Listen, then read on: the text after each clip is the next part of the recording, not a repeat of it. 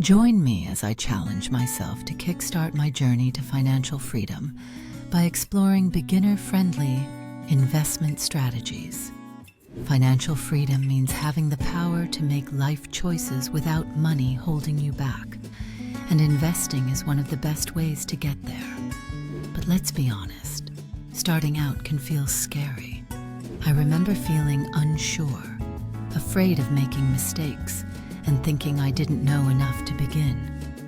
But the truth is, you don't need a lot of money or expertise to start investing. You just need to start small and stay consistent. One of the biggest myths is that investing is only for the rich. Not true. Even small amounts invested regularly can grow significantly over time, thanks to the magic of compound interest. For example, investing just $100 a month with a 7% annual return can grow into over $230,000 in 40 years.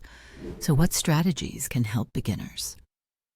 First, diversify. Don't put all your eggs in one basket. Spread your money across different assets, like stocks, bonds, and real estate. Next, know your risk tolerance.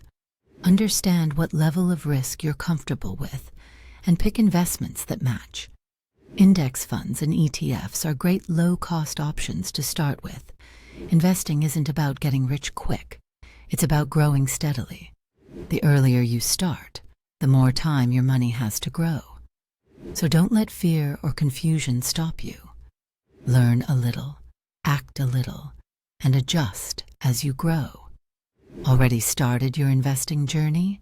Share what's worked for you in the comments, and follow for more smart money tips as we grow together, step by step.